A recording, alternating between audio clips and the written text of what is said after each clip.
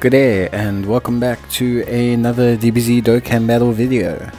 So in this video I thought I would cover not just the new stage added to the Shadow Dragon Saga event, but also I would cover how to gear up your units, or kind of what gear to put on which units, and kind of just a better idea of what gearing up your units or putting on equipments to your units means. So I thought we'd go through that. So obviously there's the new stage of the Shadow Dragon Saga that was recently added. It's the new gear stage that you can do. Then you have the new stage for Whis that you get each week for gear. You have the new Trial Towards New Horizons, which is a gearing event for the Team Bardock units. And then obviously you get your rewards from Chain Battle, where you can go and spend those in the store and the shop and trade those in for some of the new items. The gear will drop from the box, and generally if you place quite well you can probably get about 50 summons at least from this box. So it's pretty good dropping 50 items. So those are the places right now where you can get gear. There's no real other places. There is the Universe 6 event, which will pop up on screen now, and it's a good event obviously for Universe 6 units. They are slowly kind of adding events for certain categories or sagas, it seems, which is nice. It's good. It'll help kind of at least alleviate the pressure to get good gear directly from Chain Battle, which is probably the best way to get gear right now, but also the most obnoxious and kind of difficult way to get gear, especially for free-to-play players, new players, people who don't have such diverse boxes. It's definitely going to be difficult to do Chain Battle and do Chain Battle efficiently. So you have those events, the Universe 6 event, Shadow Dragon Saga 1. So I'll just take you guys through the Shadow Dragon Saga stage. You guys will be able to go through that. We'll kind of deal with that stage and just kind of show where you can run it. And then obviously also we'll take a look at just gearing up units in general. So here, this is the Shadow Dragon Saga stage. The latest stage that was added, there's only one round or stage that was added to the event, which is this gear event. The buff is Shadow Dragon Saga, which means obviously you're going to want to run as many Shadow Dragon Saga units as you can. The main ones that you're going to want to do is obviously have a Shadow Dragon Saga lead, and then you're going to want to run the SS4s along with it, if you have them, the LRs. The only other LR from the actually there is no other LR from the Shadow Dragon Saga, sorry. Gogeta is the other main carry card from the Shadow Dragon Saga section. B-Pan is not from that section, she's from the Black Star Dragon Ball Saga, and Baby is obviously from the Baby Saga. So if they ever bring out like a GT category or something, they really need to either focus on those sagas first, or they need to look at bringing new units back from there as soon as possible. So the best team you're going to be able to build, you can take the free-to-play Vegeta. He's probably one of the better units to take, and then obviously you have the TUR Goku, Kid Goku, Spirit Bomb Goku, the one that takes out the Mega Shenron. You can get him from the Omega Shenron easier, which has come back, so that'll be a good stage for you to run and do, and that'll allow you to get some more free-to-play options from there. But the stage is pretty much the same as the Wii stage, as the Trial to New Horizons stage. You're going to have two little nodes on the map that you're going to want to hit, and then you hit those, and then you fight the boss. Once you clear the boss, the gear will drop and it will be random. It's determined from the moment you enter the stage, so soft resetting or anything like that, it's not going to make too much of a difference. So just do your best, clear out the stage. It's really not too hard at all. As you can see, they will do like low damage and just instantly die, so it's not too bad. It's not as easy as say a Trial to New Horizons or anything like that, but these stages aren't designed to be difficult, so definitely give this one a go and clear it. You'll get some good gear for your Shadow Dragon Saga units, which I think is quite valuable, especially since they're the kind of the team in vogue. And they're also a team that has one of the new extreme SPR stages that will be coming out later on for global, so you're going to want to make certain that you have them kind of as best geared as possible. There are some missions for this event stage. So just to cut a long story short, there's event missions across a lot of these, like the Universe 6 ones as well, whereby some of the better kind of gear that you can get, some level 3s will drop from the missions if you run it a certain amount of times.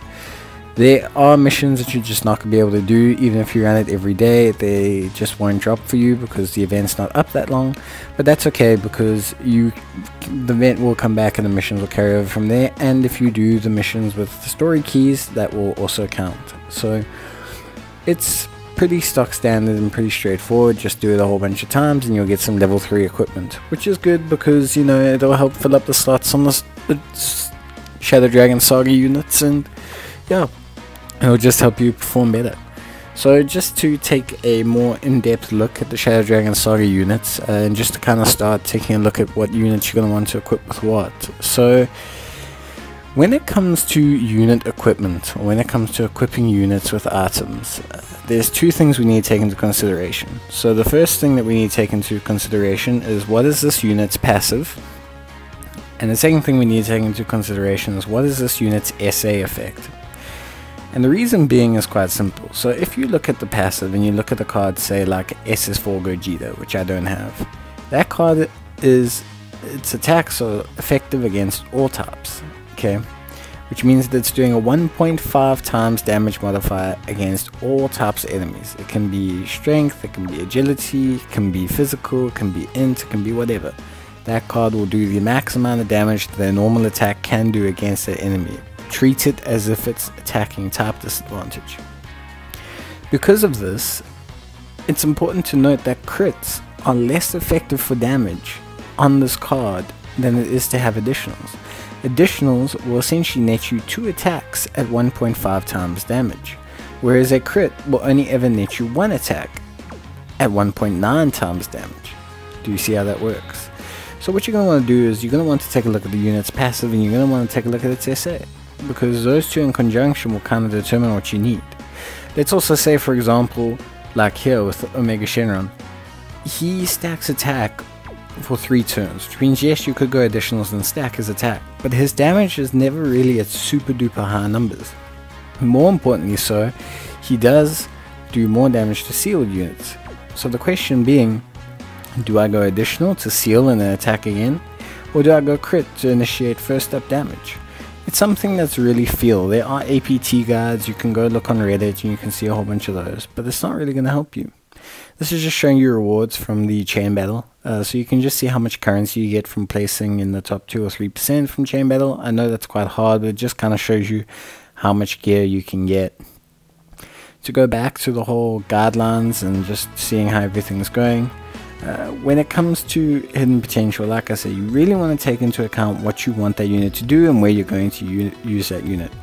So after you've looked at the passive, after you've looked at the SA, take a look at, okay, what am I doing with this unit? This Bardock, for example. This Bardock stacks defense before he transforms, okay? Stacking defense, if we put additionals, he will stack defense faster. Bardock is also super effective against all types when he transforms, which is an elective, it's an active. So, the thing is if we put additionals on Bardock, logically the character will stack defense more rapidly, which is good. Then when he transforms, it will increase his attack because his effectiveness against extreme types, which is half the game, will increase, because then he will potentially do more attacks against extreme type enemies. So that makes you think, okay, Bardock is probably more prone to having additionals. Being an agility unit as well, he starts innately with an additional. So by sticking more additionals on Bardock, we kind of allow him to maximize his efficiency and his utility. You'll see me going through these equipment. So stat equipments are in the bronze slot. Generally, the rare ones from SPR are also in the gold slot. With stat equipment, it's very difficult to kind of just say, go and do this, go and do that.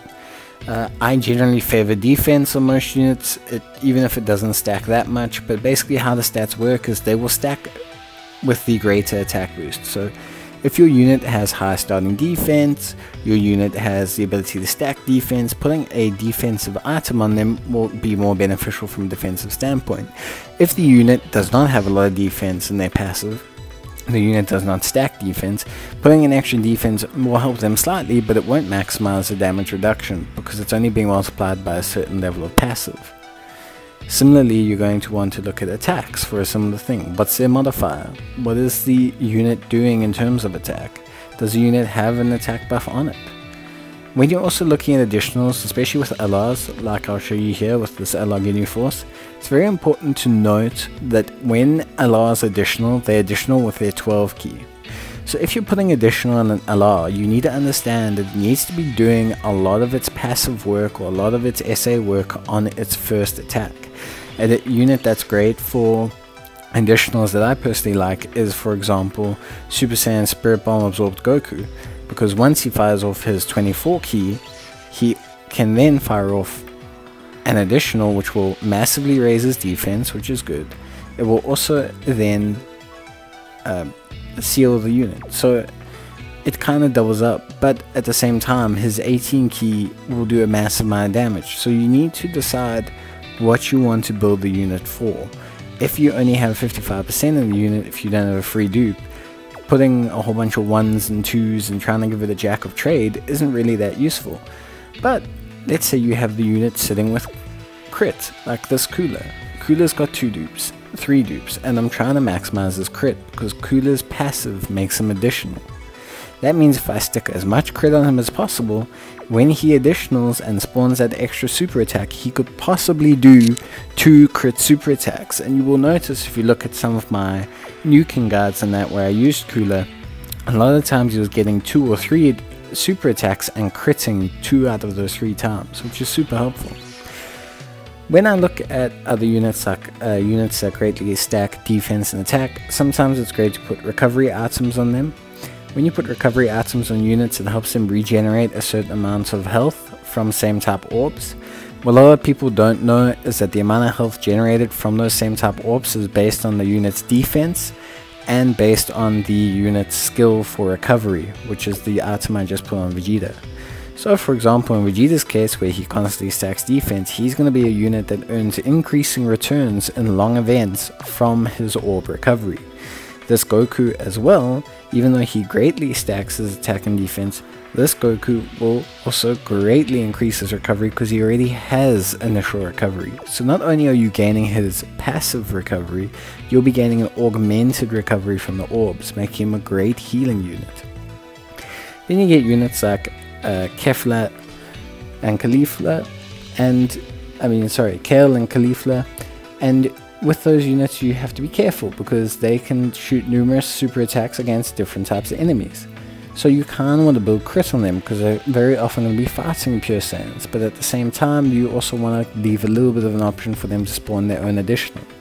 Sometimes with units what's best to go for is really to leave maybe 5 to 8 in whatever stat you want to leave at the lesser, and then really maxing out as much as possible whatever stat you think is the most important. You see a lot of my units do this kind of build where, like the Trunks, they're 7 and 21. So like I want him to crit as much as possible because he doesn't really stack any defenses or anything, and he doesn't really augment anything. So I want him to crit as much as possible, but I understand that some nodes can't be chosen as crit, and I understand that some nodes obviously can only be evasion or additional. So I take the additional there and I max out crit. Same with Broly. Broly really wants to crit. Broly is an offensive machine. He's never going to be a defensive dynamo. He'll do okay, especially with as many dupes as I have. But with Broly, when I put on all of those additional crits, it's giving him a 46% chance to crit. And when this unit does damage, he does big damage. So it's important to kind of take a look at what you want your units to do.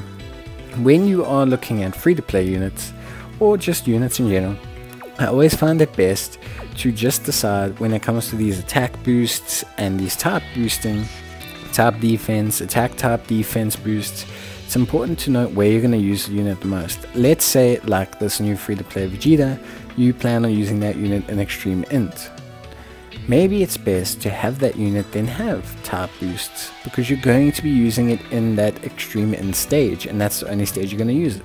This Zamasu, for example, he is pretty decent for the Extreme Int stage because he has the damage reduction.